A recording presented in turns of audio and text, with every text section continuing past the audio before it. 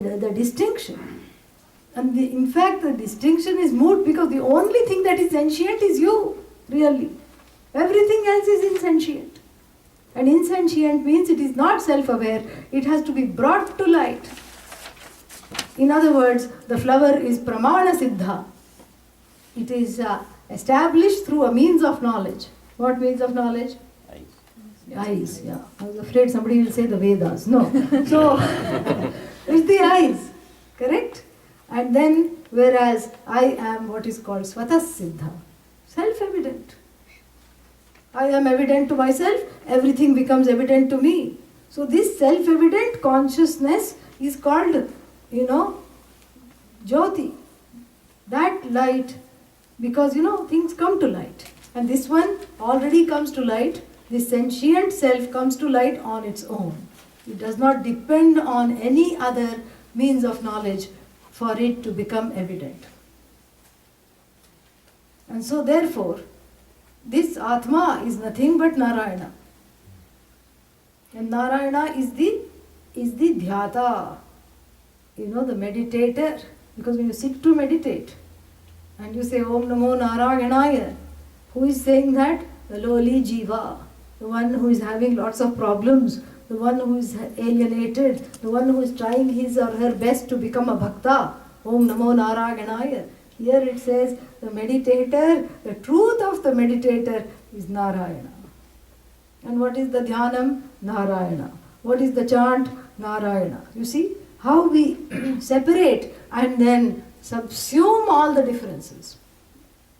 All the differences are subsumed because they are all as though differences. They are not real.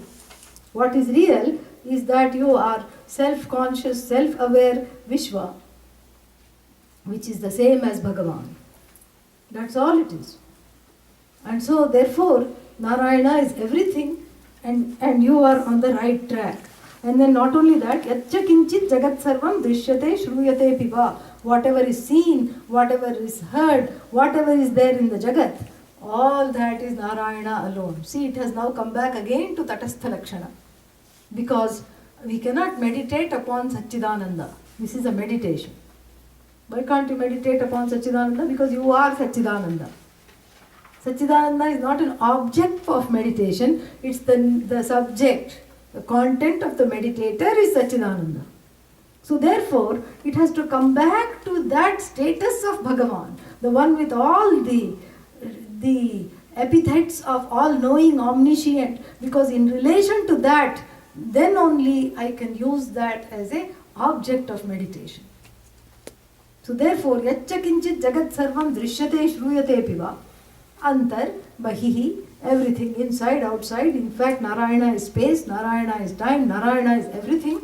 And then vyapya, sthitaha, vyapya tishtati, means pervading, it remains. This Bhagavan remains pervading. Now, of course, if one hears this, what is the question that will come? Bhagavan remains pervading. Where? That's the question. Kidhar? And you look around, where? And then the next line says where? Anantamavyayam kavigum samudrentam vishvashambhuvam padmakosha pratikashagum hridayam chapyadhomukham adho nishtyavitasyante nabhyamuparitishthati ज्वालमालाकुलं भाति विश्वस्यायतनं महत् सन्ततगुं शिलाभिस्तुलं भक्त्याकोशसन्निभं तस्यान्ते सुशिरगं सूक्ष्मं तस्मिन् सर्वं प्रतिष्ठितम्. Where?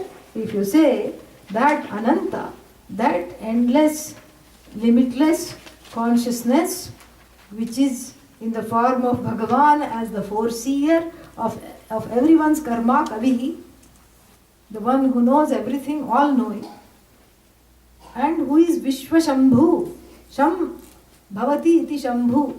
Vishvashambhu means the universal auspicious presence, the one who only does good to the universe.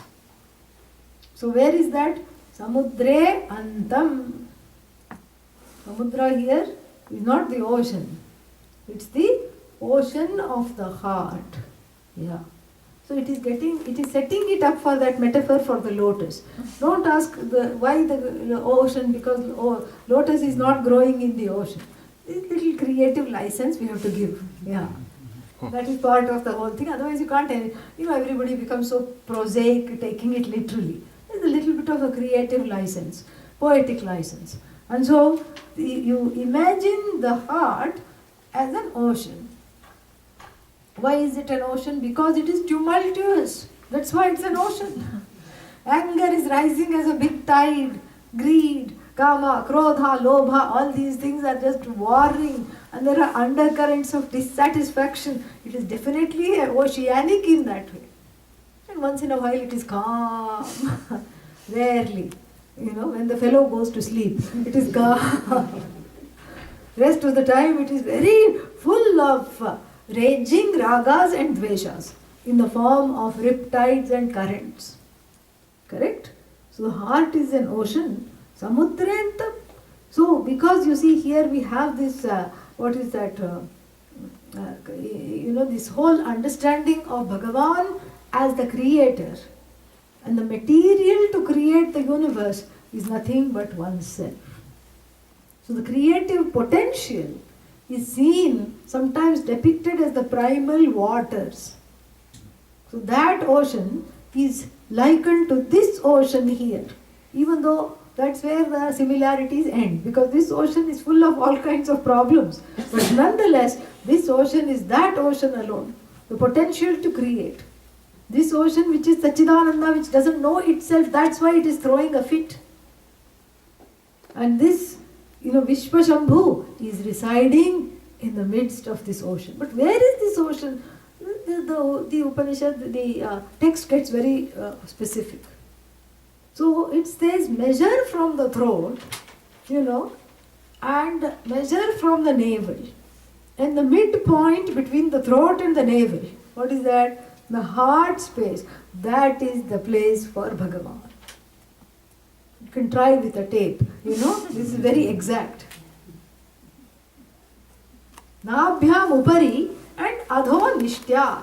So from the throat, not throat, what is that? Adam's apple. Yeah, the Adam's apple. To the navel, you measure, and right bang in the middle, if you get 10 inches, where 5 comes, that is where Bhagavan is there. And incidentally, that's the same place where the I is cognized and the I is, affirmed. Aham, I say me, I, that's why. That is where Bhagavan is. And then, so then of course the next question, okay, Bhagavan is there. What does this Bhagavan look like? Very beautiful. It says that it's a ring of fire. Jwala mala kulam bhati. It shines like a ring of fire. And what is this? It is the great Vishwasya ayatanam. Mahat. Mahat means great. The great support of this whole universe. The goal of this whole universe is contained in the space of the heart where the I is cognized. And then, now we go to the heart itself. And the heart, what is this heart? The heart is full of, these blood carrying vessels, arteries. And then in Ayurveda, you don't call them arteries, you call them nadis, various nadis. Nadis are energy currents, meridians.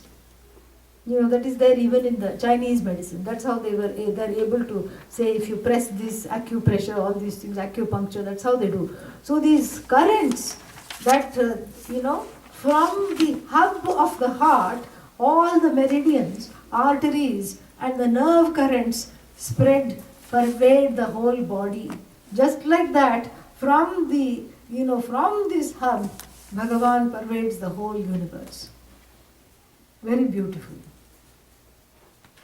And then if you cut open the person, you will not find it. Ati Sukshmam.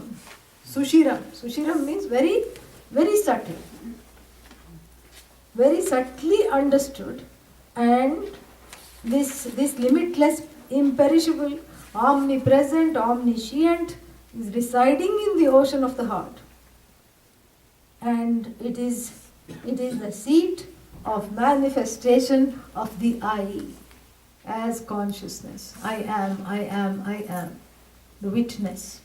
And then तस्य मध्ये महानग्निर्विश्वाचिर्विश्वतो मुखः सोऽग्रभुग्विभजन् तिष्ठन्नाहारमजरः कविः वीर्यगूर्ध्वमधश्रायी रश्मयस्तस्य सन्तता सन्तापयति स्वं देहमापादतलमस्तकः तस्य मध्ये वह्निशिखा अणियोर्ध्वा व्यवस्थितः नीलतो यदमध्यस्था विद्युल्लेखे वभास्वरा नीवारशूकवत्तन्वी पीताभास्यत्रणूपमा तस्या शिखाया मध्ये परमा आत्मा व्यवस्थितः स ब्रह्म स शिवः स हरिः सेन्द्रः सोऽक्षरः परमस्वराट्. Yeah. Very nice, very poetic. And here it says,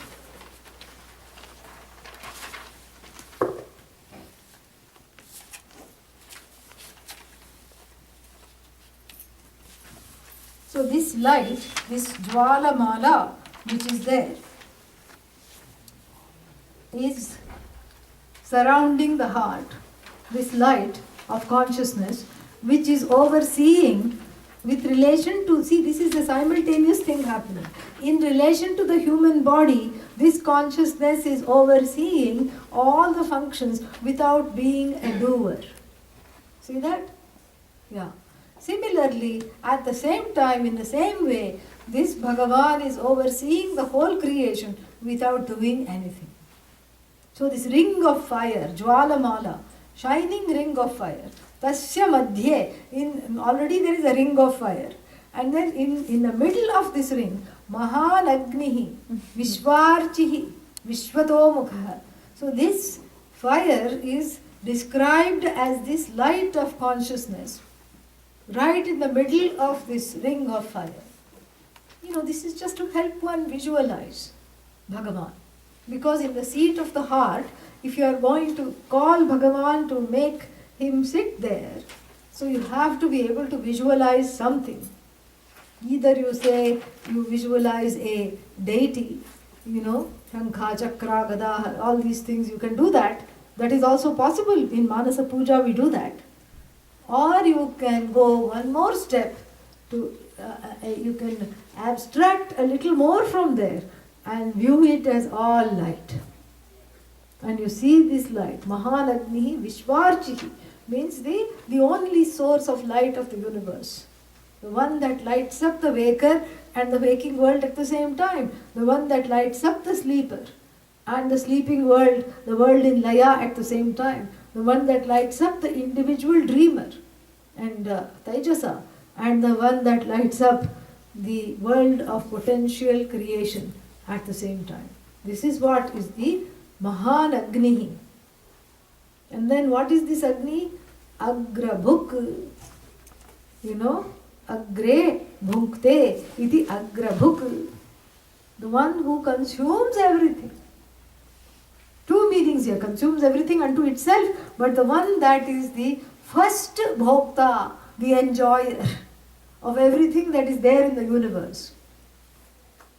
The one that is never away from the universe, the one that consumes everything. Vibhajan Tishthan, as though separated and divided, it remains. The ruler of this heart. Aharam Agram Agre Bhunkte. And who is that? Ajaraha, the one that never grows old. Kavihi. This Bhagavan who is the creator. The one that gets to, Agrabhuk means Everything is offered to Bhagavan itself. Because the whole universe is in the form of a yajna. The seasons are a yajna. Everything that is, all the crops that grow are yajna. The waters that flow are yajna. And all of them are offered to whom? The one that has created them. Very beautiful. And so this light, where is this light? It's not in one place. It is tiryag, it is going sideways. Urdhvam, it is going below, it is going above. Santata rashmayaha, so all these beams are spread as far as you can see. Meaning what? That these beams are very, very wonderful.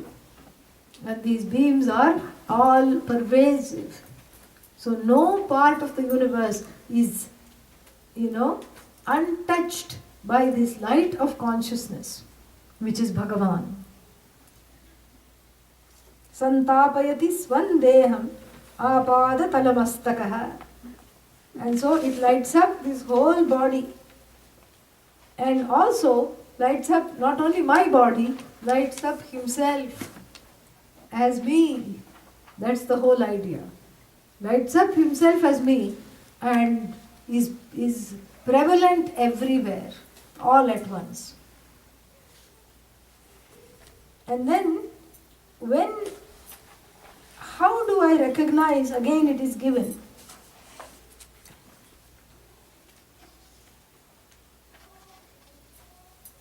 This light of lights, which is spread everywhere, is recognized as a streak of lightning. Vidyut, Vidyut Lekha. A streak of lightning in between the dark blue clouds. The dark blue clouds are me feeling blue. That's all it is. So, in and through my own blues, I recognize this streak of lightning. It is undeniable. I can see that. So why, of course, the question comes, if Bhagavan is all light everywhere, why is this jiva recognizing only as a small streak of lightning? Because it's in between the ignorance. In between the ignorance, some flashes occur. And what is this flash? Maybe this is not real. That is one lightning. No matter how grey one is feeling, no matter how blue one is feeling, once in a while the idea comes.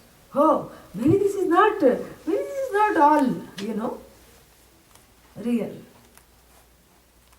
And then the remembrance comes. Occasionally I am attending Vedanta classes, so therefore it definitely must not be real.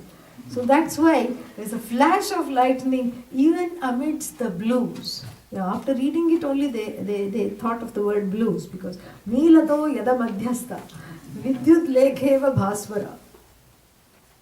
And then another simile is given. Nivara shukavat tanvi pitabha asvatyanupama. Means this anu upama. Means like this tiny little light comes through even in the midst of great anxiety and angst. Like even in the sun rays, the small shoot, of the crops come out. And in between in the green and in the morning light, the yellow and the green, you can see this. And they are reflected. The small shoot of the growing corn or wheat or whatever it is dhanyam. It is coming forth, and in the shoot you see possibilities. So too in this tiny light there are possibilities. There is enough of a doubt created for me not to believe that I am a samsari, not to take it for granted that I am just doomed to a life of sorrow and fear. This is the questioning point, because even in a heart that is filled with the ahankara, Bhagavan manages to thrust himself and show himself once in a while. Even that heart is not devoid of Bhagavan. From my standpoint of alienation, I feel that I am Bhagavan less, but really, there is no less Bhagavan in me than in anything else. So, this is the second simile. The first one is the light of is a streak of lightning in the rainy, dark clouds, And the second one is that the slender light reflecting the morning sun, in the paddy grain, in the paddy and the whatever it is, the small shoots. So they also reflect the sunlight when the sun falls on them. So like this slender yellow, reflecting the light. So this nascent knowledge of the self, shining as Bhagavan in the heart. And then in the middle of that flame, Tasya Shikhaya Madhye, what is that? That is Paramatma alone. And then what is that? That is alone Brahma, Shiva, Vishnu, Hari, Indra, Akshara, etc. Akshara means the one that never declines.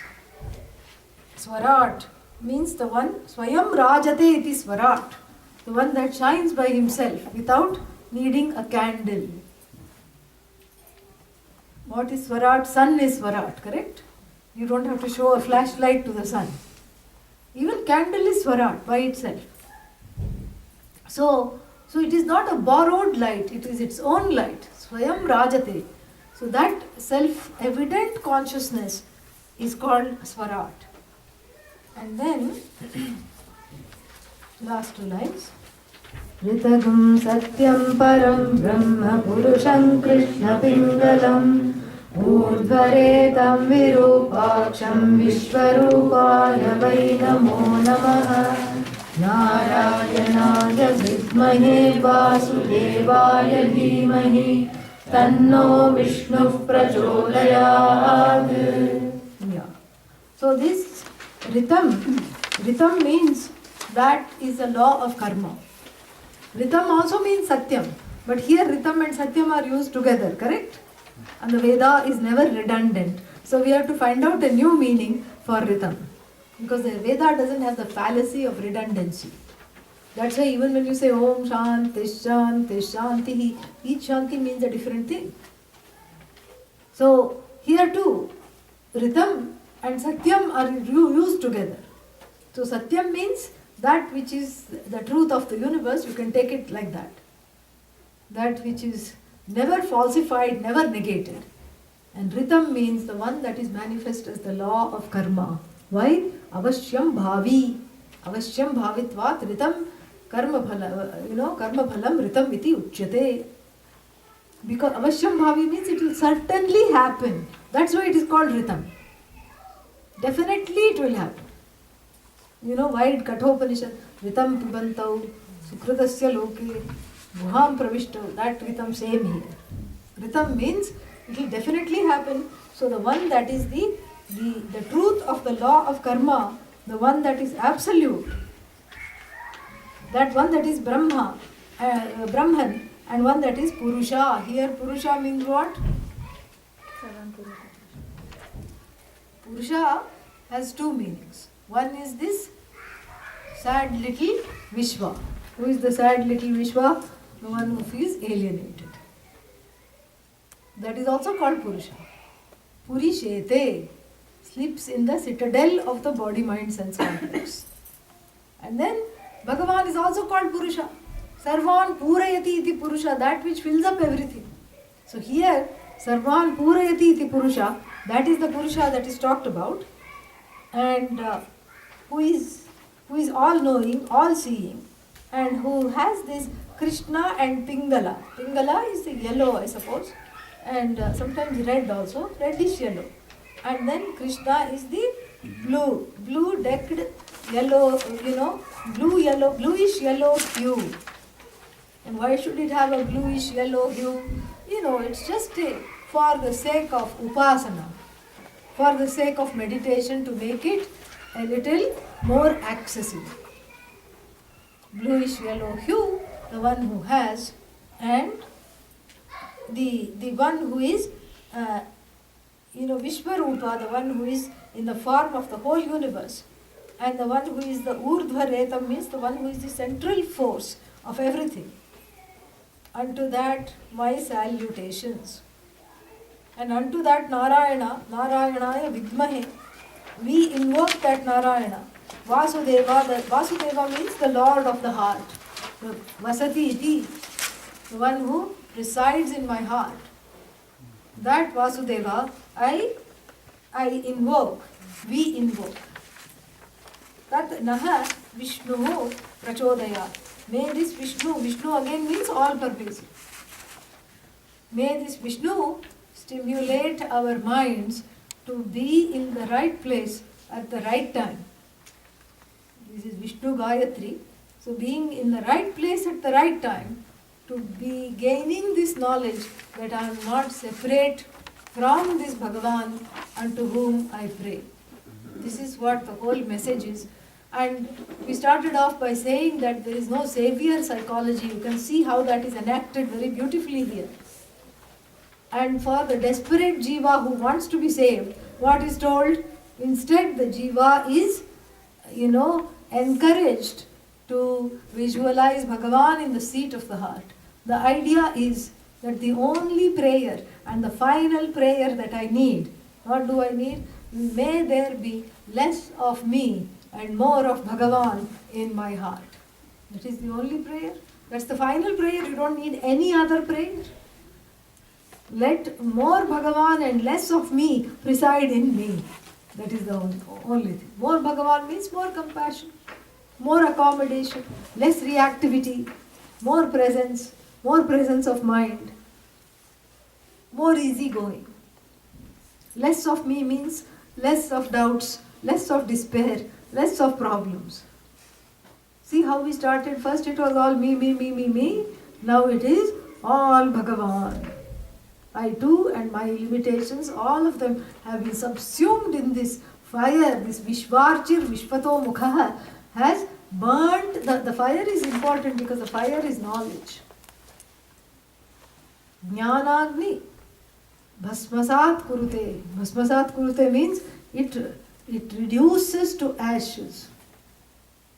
It reduces to ashes all, ignorance. Ignorance itself is not a problem. Self-ignorance is not an issue because cat also is self-ignorant. Dog also doesn't say my spelling is wrong, I should be G-O-D, not D-O-G. It doesn't say that. Dog is also ignorant. But they live within the programming of Mother Nature. Here we are not programmed, we have free will. Therefore the ignorance becomes very costly to have. Because the ignorance morphs into what is called in Sanskrit as Anyatha Grahanam. Anyatha Grahanam means not taking myself to be who I am. And therefore, if I don't know who I am, I take myself to be what I am not. This is the problem. And because of this problem, the ignorance has to be removed. And this meditation, we'll spend some time in the meditation now after this. This meditation helps with the Sarvatma Bhava of being able to see Ishvara within me as me and seeing Ishvara everywhere. So this is a very powerful meditation and it is seen as an upasana in the Mahanarayana Upanishad. It also, as we saw, has the vision. The vision is that you think, the one you think you are separate is not a separate entity. That separation has come forth due to one's own ragadveshas, fears and all kinds of wrong ideas. And that separation causes alienation and anxiety. Therefore, it has to be removed. And through this, we can temporarily suspend that separation. And with these words, we'll get ready for meditation. Maybe some of these lights can be turned off. Here, try this switch. What goes off? Let's see. Yeah, that's good.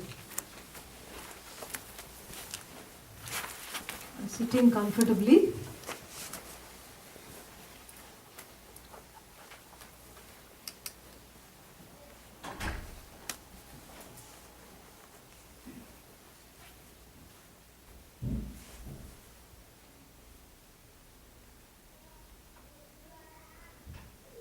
Samam Kaya Shiro Grivam. Head, neck and back are in a single straight line.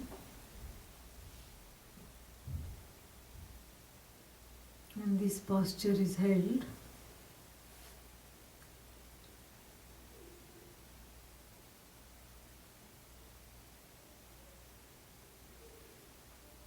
for some time.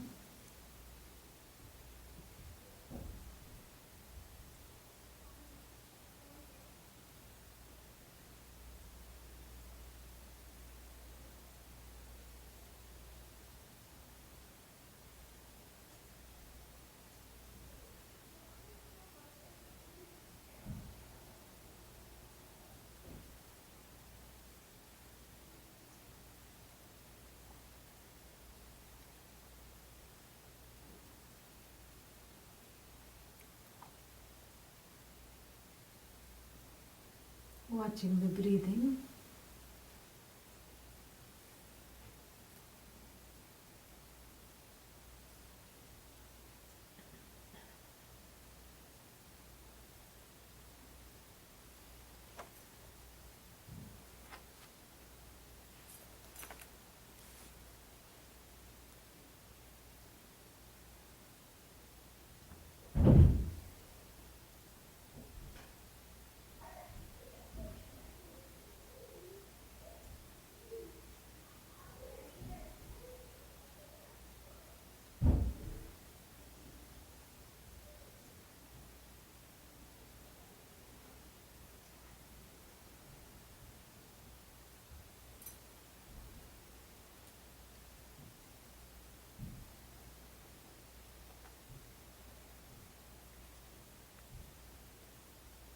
Visualizing the right chest cavity.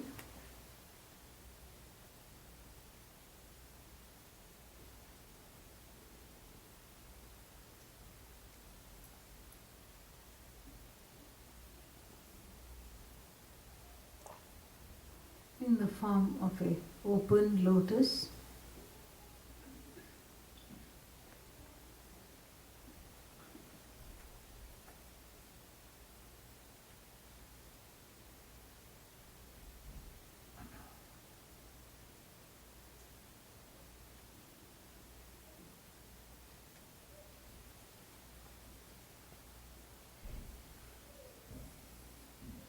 Allowing the Ishta Devata to be seated.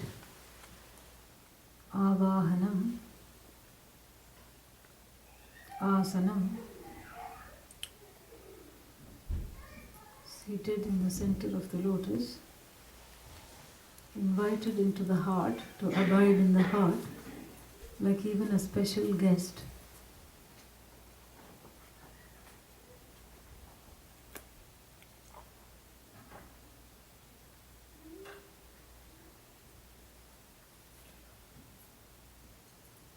Whatever the Ishta Devata,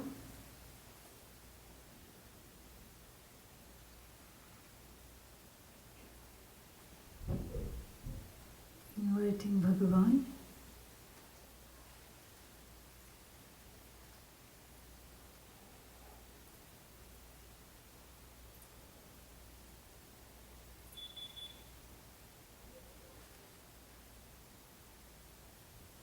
Padyam, water for washing the feet, Argyam, giving water to drink. And since it is a Manasa Puja, you can visualize it fully, totally.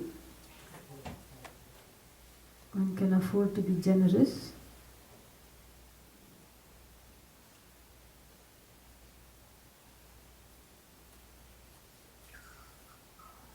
Visualize the Abhisheka.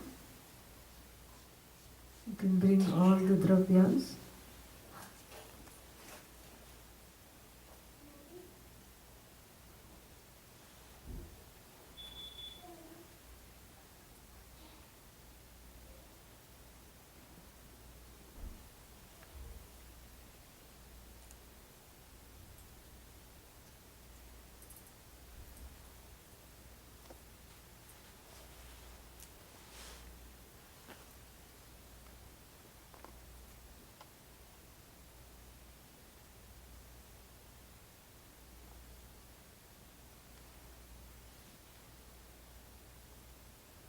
And after the Abhisheka is over, offer vastram, clothes to wear. They too can be embedded with precious jewels. Be very elaborate.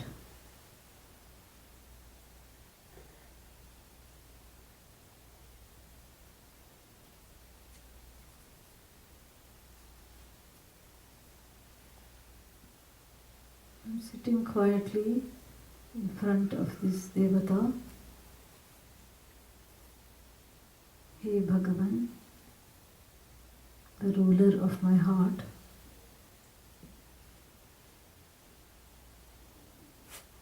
grant me the clarity to be able to recognize you always.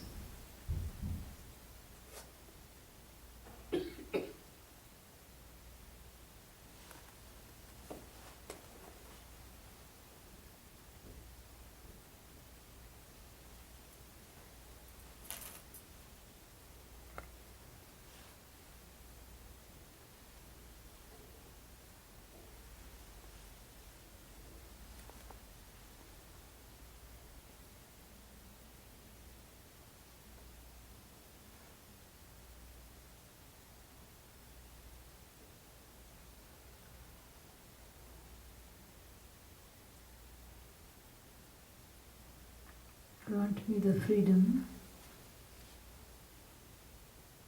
from my own desires and fears.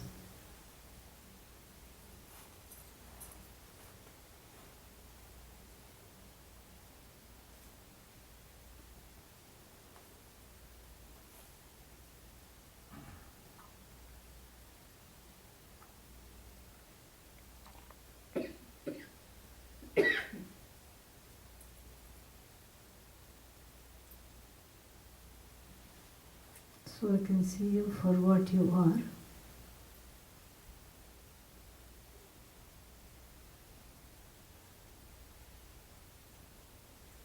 Give me the ability to let go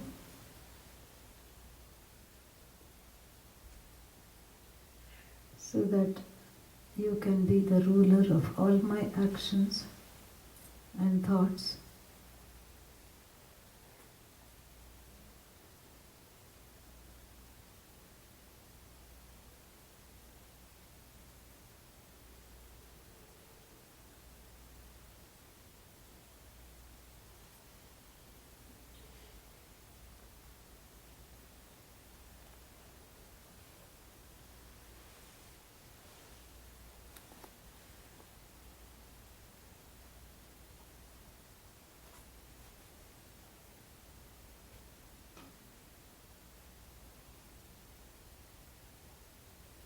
Direct my thoughts so that they are beneficial, and my actions, let them be in line with my thinking.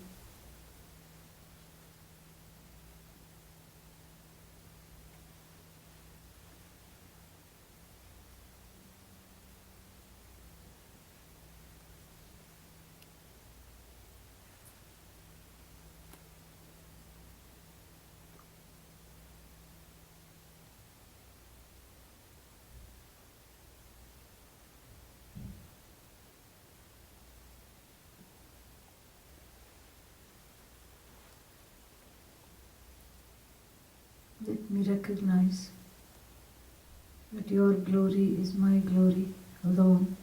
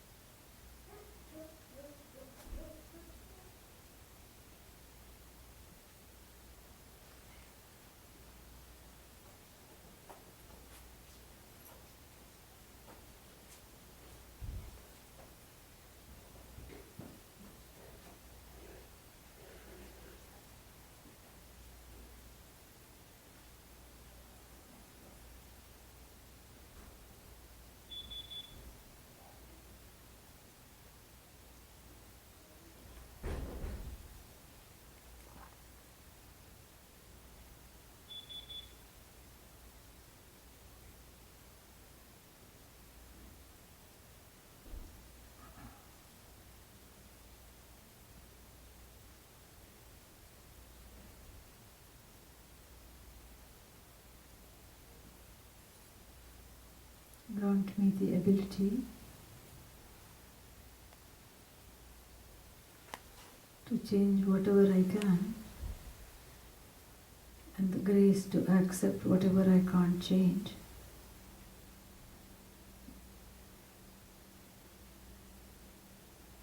As your will, let your will prevail.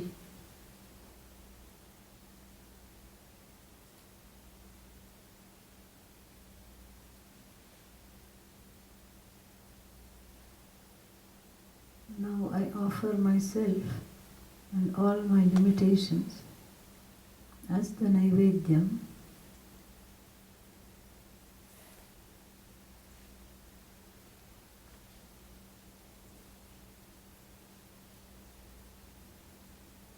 I put forth all my doubts, fears, limitations at your feet.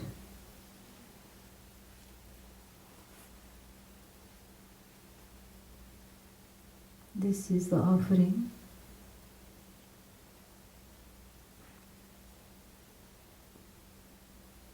And coming back from you, these limitations will have been turned into prasada, something that I can take back because they have been sanctified by this act of offering, Atma Samarpanam.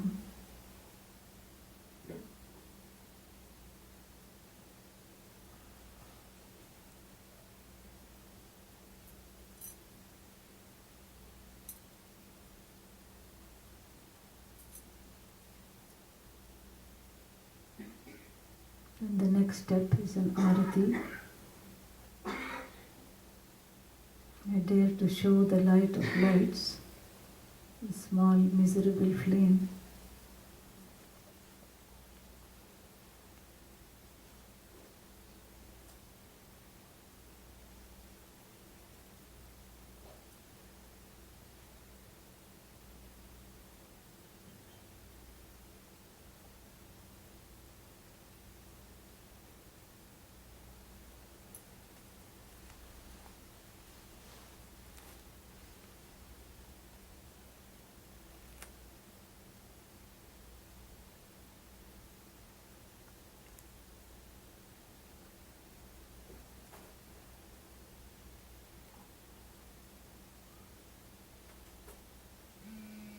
That light is myself alone.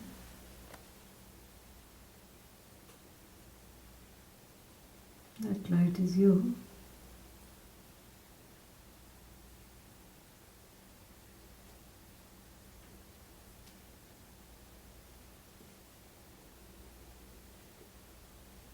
Let there be more of you in me and less of me.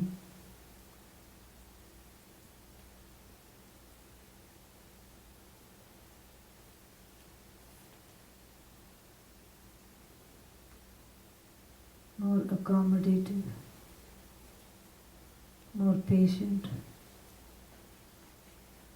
less reactive, more compassionate, more confident,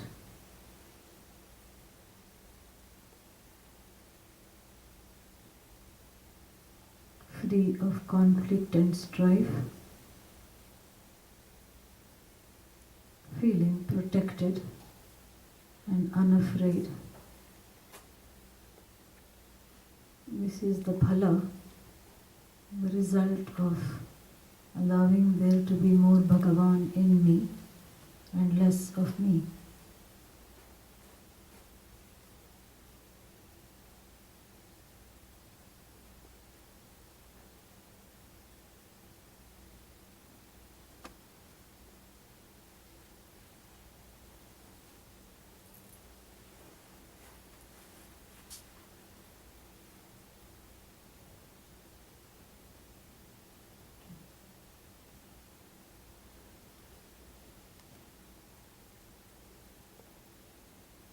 More objective, I am,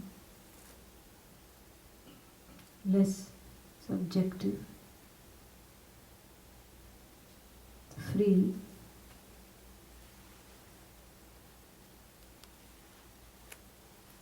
secure.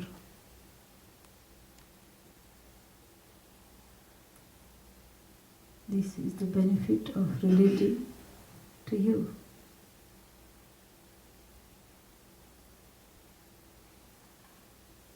I'm already related to you, just like the tree is connected to the forest. But due to my own ignorance, I fail to see this connection. Therefore, I meditate.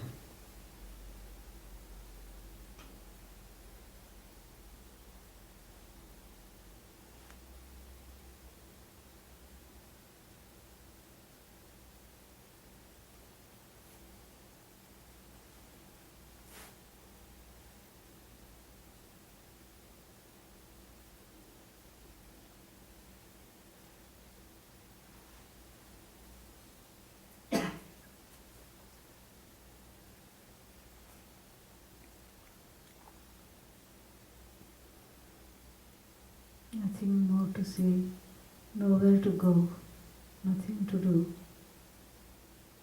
I'm secure because I'm one with Bhagavan.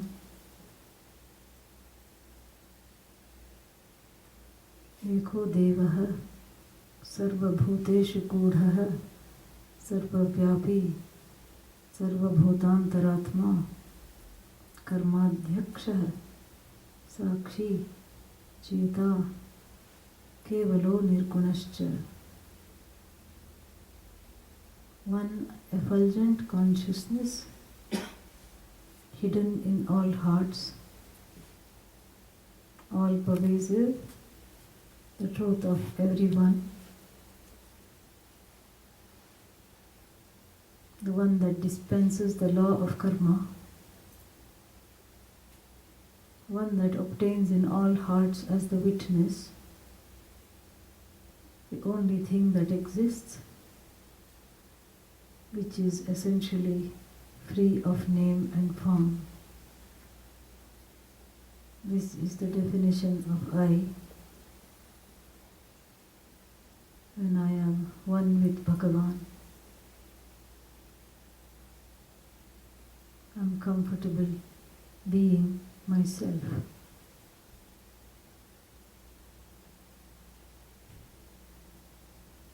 Om Purnamadah Purnamidam Purnat Purnamudachyate Purnasya Purnamadaya Purnamevavasishyate.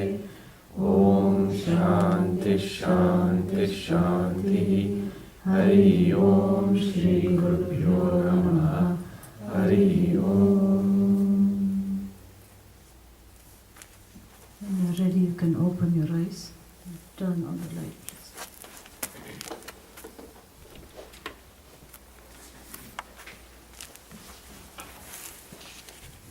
Any questions are there? I have two questions. One question is, you said we do not have the savior concept, but at the same time, when we are learning the Rudra we start off by saying that you are the giver of karma and you are the receiver of, you are the bestower of karma phala. So who else to approach but you for mitigating the karma fall? So isn't that a sort of savior mentality? And second question is, when we talk about Tatastha.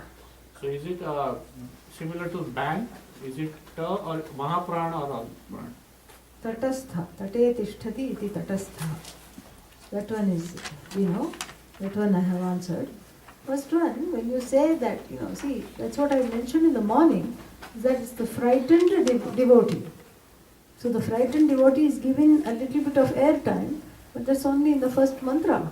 After that, it changes into a more mature form of prayer in the beginning. So in the beginning there is some vent. So I said, there is no savior psychology. Here we are not asking it to be saved of the karma phala and not to even experience the karma phala. You're asking it to be neutralized, which is different because here I'm taking the responsibility. It's my karma phala I'm saying. But I'm unable to see this, so I'm transferring it on to you as your, you are having those arrows that you're throwing at me. Stop. Stop attacking me with my karma phala. This is what I'm saying. Because of from the standpoint of the person's ignorance. So the prayer is crafted beautifully from the standpoint of the person's ignorance to address that.